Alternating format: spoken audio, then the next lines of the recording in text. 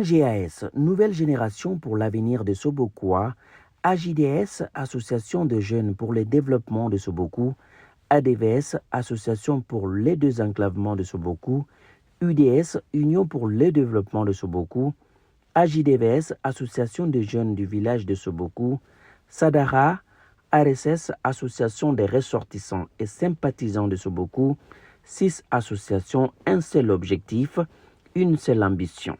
Développer Sobokou, un village situé dans la région des Cayes au Mali. Le dénominateur commun de toutes ces associations, c'est l'amour de la patrie, c'est l'amour du village Sobokou. Dieu a fait qu'on est tous originaires de Sobokou. Chaque association est autonome. Mais dans cette autonomie, ils ont dit qu'est-ce qu'on peut faire de grand. C'est vrai que chacun travaille dans son côté, chacun arrive à remplir les objectifs. Mais si on se met ensemble, on sera encore plus fort. Comme l'a dit Obama dans sa campagne présidentielle, together, stronger together. C'est quand on est ensemble qu'on devient encore plus fort. Donc c'est le but. Et comme tu l'as dit, le dénominateur commun, c'est Sobokou. Ce n'est pas une association qui travaille pour un autre village, mais ils travaillent tous, toutes ces associations travaillent pour Sobokou. Je pense que ça vient aussi, ça a été transmis par nos aïeuls, enfin les premiers, nos parents qui sont arrivés en France. Dès qu'ils sont arrivés en France, ils se sont constitués tout de suite en association pour pouvoir aider ceux qui sont là-bas dans le village. Donc, eux l'ont transmis à nous, à notre tour, nous le transmettons à nos enfants. Donc, c'est quelque chose qui ne se perd pas. Et forcément, là, par exemple, j'ai 3 enfants, ils ont aussi ce sentiment d'appartenance à un endroit qui s'appelle Sobokou et de dire, je suis fière d'apporter ma pierre à l'édifice et de faire quelque chose pour les personnes qui sont dans le besoin en village. Voilà, donc chacun de nous est fier de le transmettre à ses enfants et j'espère, et c'est mon souhait, que mes enfants aussi le transmettront à leurs enfants. J'ai un papa qui est né à Sobokou, qui a grandi à Sobokou, et une maman qui n'est pas du tout issue de la culture malienne, qui est antillaise. Moi, j'ai voulu connaître mes origines, j'ai voulu connaître mes racines, et en fait, je suis partie avec mon mari dans ce village. Et en fait, ce n'est pas moi qui ai épousé ce village, c'est ce village qui m'a épousée. Il y a une solidarité, il y a une entraide, il y a un amour et ça se ressent. Dès qu'on part, on n'a plus envie de rentrer. Et dès qu'on est rentré, on pense tout de suite à repartir. Donc en fait, Sobokou, c'est indispensable, c'est notre ADN, c'est nous, et en même temps, c'est aussi fédérateur tout autour parce qu'on voit qu'il y a des personnes qui viennent s'installer à Sobokou. Et c'est cette transmission qui est indispensable, et c'est pour ça que nous aussi, nous emmenons nos enfants à Sobokou pour qu'ils puissent comprendre ce qu'est notre village, cette richesse, cette force.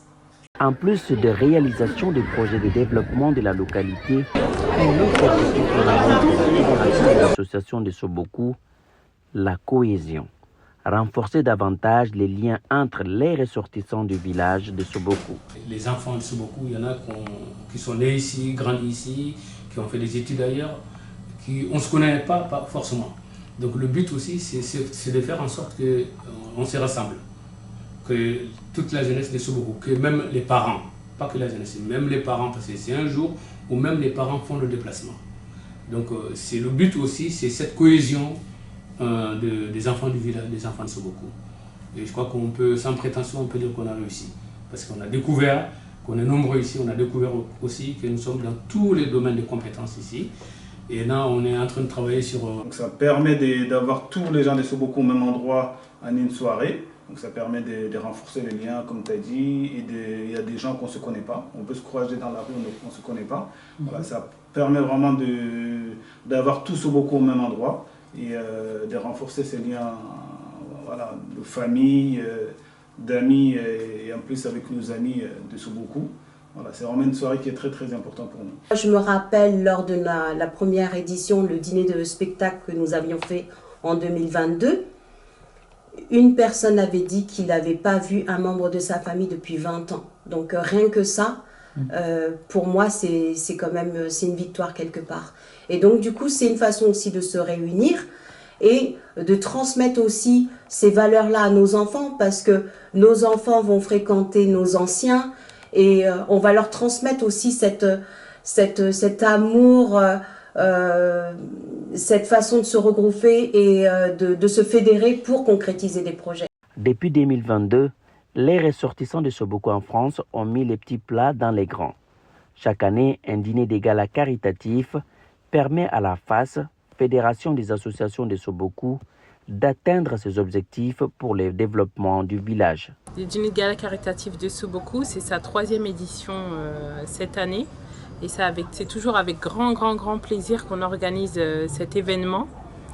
On attend tout le temps environ environ 500 personnes lors de cet événement-là. Et c'est toujours un grand plaisir. Pourquoi? Parce que il nous permet de faire beaucoup de choses, beaucoup d'améliorations au sein du village de Soboko, notamment en ce moment sur le projet qui nous tient vraiment à cœur, qui est la réhabilitation et l'extension de l'école de Soboko. C'est magnifique, c'est vraiment, je ne le dis pas parce que voilà, c'est un événement auquel je tiens, mais le premier événement, on peut être dubitatif en se disant bon, on va voir ce que ça va donner, c'est la première fois. Et quand on a fini le premier événement, on se dit waouh, on a fait ça. Et donc du coup, ce qui est important, c'est de voir cette union. Comme vous l'avez dit dans d'autres interviews, il y a plusieurs associations à Soboko. Et ce qui est important, c'est cette unité. C'est pas chacun dans son coin, non, nous on veut faire ça, donc on va faire ça, on vous en parle pas. C'est être tous ensemble et c'est ce qui permet de bien faire. Parce qu'avec un petit budget, on va faire un petit événement. Donc un petit budget par-ci, un petit budget par-là. Dans l'année, pourquoi pas? Parce que tout le monde ne peut pas être disponible en même temps. Mais le fait de faire un événement par année, tout le monde se mobilise pour pouvoir faire quelque chose de très bien. C'est super important pour nous parce que ça nous sensibilise de tout ce qui se passe à Soboko. Et ça nous permet, grâce à l'aide des fonds qui seront récoltés, de pouvoir les donner aux enfants de Soboko pour pouvoir améliorer tout ce qui est éducation, au niveau scolaire, etc. De pouvoir leur donner la chance que nous, on a eue ici, de pouvoir être éduqués, d'aller à l'école. En 2023, grâce à l'événement caritatif, des dizaines de milliers d'euros ont été récoltés. Ces fonds ont pu servir à la construction des nouvelles classes et de réhabiliter les classes existantes. Un grand merci à notre jeunesse, qui pour moi est la pierre angulaire de ces villages, la jeunesse de Soboko. Grâce à leur initiative, les fonds récoltés suite à la soirée de 2023 ont permis de construire 3 salles de classe et un local pour le gardien. Ces fonds ont permis de rénover les classes existantes. Ces fonds ont permis de rénover aussi le second cycle, que ce soit le toit, la toiture, que ce soit les murs, que ce soit le sol, que ce soit les tables bancs, et que ce soit la cour. Et ces fonds ont permis aussi de faire des toilettes, des sanitaires, et pour les filles et pour les garçons. L'année dernière, on a fait la rénovation, comme on a dit, il y avait pas mal de dégradations. Donc on a fait la rénovation, les fenêtres, les portes, les murs. On a fait le ravalement, on a fait la peinture pour tous les bâtiments existants. Et comme il n'y avait pas assez de place, on a construit un bâtiment, parce que les classes étaient surchargées. On a construit un bâtiment pour pouvoir faire d'autres classes. Pour nous, tout l'argent qu'on a mis dans l'école, du moment qu'il n'y a personne qui surveille l'école, voilà, pour nous, ça ne sera pas efficace. Donc on a également construit un petit local à côté pour le gardien. Et puis on a planté des arbres. Voilà, mais il reste encore beaucoup de choses à faire. Pour faire face aux défis auxquels l'école de Soboko reste confrontée, la Fédération des associations a décidé de maintenir le thème de l'éducation pour l'édition 2024 de son traditionnel dîner des galas caritatifs. Aujourd'hui, trouver des moyens financiers en vue de moderniser le temple du savoir de Soboko constitue l'une des priorités de la FAS. Cette année, on a décidé de repartir encore sur l'éducation pour cet événement-là. On a visé l'éducation, pourquoi? Parce qu'on s'est dit que pour nous, le projet, il manquait une finalité pour ce projet. Moderniser l'école, pourquoi pas installer des outils informatiques, moderniser aussi le centre de santé, moderniser tout ce qui existe déjà au jour d'aujourd'hui à Soboko. Donc la thématique de la soirée, c'est la modernisation de l'école et du centre de santé et de tout ce qui va avec. Créée en 1962, l'école de Soboko est l'un des premiers établissements scolaires dans la localité de Gadiaga.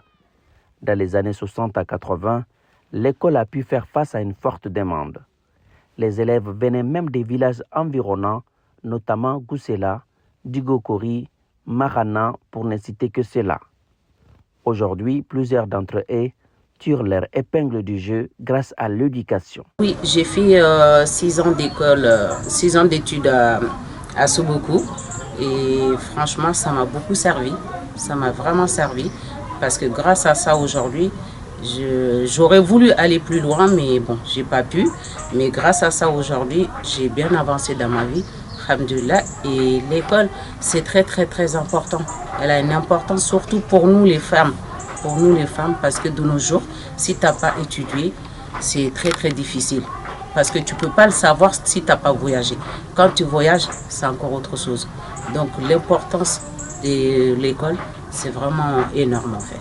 Pour changer, pour transformer une société, il faut l'éducation. C'est par l'éducation qu'on arrive à transformer les sociétés. Tant qu'on ne donne pas sa place à l'éducation, ça veut dire qu'on ne veut pas de développement. Le développement même passe par là. Mais nous, on a cette fierté, on peut le dire aujourd'hui, des enfants de Soboku, des ressortissants de Soboku qui sont aujourd'hui, je prends l'exemple de la France ici, sans aller loin, nos enfants sont dans toutes les grandes écoles ici, à Polytechnique, dans les écoles d'ingénieurs, qui sont dans les écoles de commerce et qui sont même à l'ENA. On a des enfants à l'ENA aujourd'hui, donc c'est l'éducation qui fait ça. Il faut qu'on arrive à comprendre ça, il faut que les parents comprennent ça. Nous, nos parents qui sont pourtant des anciens, ont compris ça depuis très longtemps. L'éducation, c'est la base, c'est hyper important qu'on soit fille ou garçon, d'aller à l'école. C'est important pour tous, ça aide sur tellement de choses. Ça pourrait vous aider plus tard, on ne sait pas, hein, votre enfant il peut devenir la personne qui va vous aider à faire vivre votre foyer. Donc moi je pense que vraiment il faut en faire une priorité, que ce soit garçon ou fille, ils ont leur place. On a écouté les retours des uns et des autres, les ressortissants qui disaient oui mais les enfants vont à l'école mais ils n'ont pas de quoi aller aux toilettes parce qu'il n'y a qu'un seul toilette. Là on a fait en sorte que ce soit plus le cas, il y a un toilette fille, un toilette garçon. L'entrée de l'école est maintenant sécurisée parce qu'il y a un gardien qui a été mis en place. Donc vraiment on demande à tous les parents de faire en sorte que leurs enfants aillent à l'école car c'est très important. C'est important pour les enfants d'ici, important pour les enfants de là-bas. Face à une population majoritairement jeune, la scolarisation massive et de qualité reste un défi à relever dans plusieurs localités. Ainsi, les ressortissants de Soboku restent déterminés et engagés pour mener le combat de l'acquisition de la connaissance et du savoir. L'éducation me tient à cœur parce que déjà, moi-même en tant que parent d'enfants, le souhait de tout parent, c'est de donner les meilleures armes à ses enfants pour qu'ils puissent s'en sortir dans la vie. Et c'est mon métier, donc je suis vraiment dans l'éducation depuis des années maintenant. Et c'est vraiment une ambition pour moi, une ambition première. Et je pense que c'est l'ambition aussi, enfin ça doit être le projet de tout à chacun d'armer nos enfants pour qu'ils puissent s'en sortir plus tard. Je pense qu'il y a un certain monsieur, je crois que c'est Nelson Mandela qui disait que la meilleure arme au monde qu'un enfant puisse détenir, c'est l'éducation, l'instruction. Plusieurs personnes originaires de cette localité représentent des modèles pour la jeunesse, et cela grâce à l'éducation. Une situation qui encourage les associations des villages à veiller sur les temples du savoir. Et la base, voilà, dans tout, pour pouvoir, que ce soit en tant que plan personnel ou on va dire collectif, voilà, s'il n'y a pas d'éducation, on ne peut pas avancer. Voilà, pour nous, l'école est vraiment quelque chose de, on va dire, c'est un poumon de développement. Voilà. Moi, ce que je veux lancer aux parents, surtout, qui laissent les enfants étudier. Les études, c'est très important. Parce que ça soit femme ou homme, de nos jours, si tu n'as pas étudié, tu auras des difficultés. Donc c'est difficile. Donc les parents, encouragez vos enfants à aller étudier, c'est vraiment ce qu'il faut. En plus de l'école, Soboku a d'autres infrastructures de base. Il s'agit notamment du château d'eau et du centre de santé. Ces derniers garantissent aux habitants de Soboku un accès aux soins dans des conditions optimales. Le domaine de la santé est plus qu'indispensable. Nous sommes ici en France et nous avons la chance d'avoir cet accès aux soins. Et avec cette connaissance que nous avons en France dans ce domaine-là, il est important de pouvoir apporter aussi nos compétences et nos connaissances au niveau du village. Donc c'est vrai que beaucoup de choses passent par l'éducation parce qu'un enfant qui est éduqué ou un adulte qui est éduqué pourra lui-même s'approprier cette éducation mais également la transmettre. Mais c'est par le biais de gens comme nous qui avons la connaissance de comment faire que les choses pourront aussi avancer et avancer plus rapidement. Donc pour cela, il est indispensable que toutes les personnes qui sont ressortissantes de Soboku ou même d'ailleurs, qui ont l'envie de s'investir, l'envie de développer, puissent apporter leur pierre à l'édifice tout en permettant, dans la mesure du possible et de leurs moyens, de transmettre, d'apporter soit du matériel, soit des choses au niveau de la santé, de façon à ce que les Sobokois puissent bénéficier de tout cela, et même les villages tout autour, comme c'est le cas actuellement. Grâce à l'effort collaboratif et aux valeurs de solidarité, d'entraide, les ressortissants de Soboku se mobilisent davantage pour le développement de leur localité. C'est tout à fait ça prend beaucoup de temps, mais à partir du moment où on a l'envie de pouvoir aider et on sait aussi pour quel but on le fait, je pense qu'on se donne les moyens nécessaires pour pouvoir le faire. On laisse tous nos familles, nos maris, nos enfants, mais on le fait et nos familles le savent aussi pour une très bonne raison, c'est mettre ces enfants dans les mêmes conditions que nos propres enfants qui vont à l'école.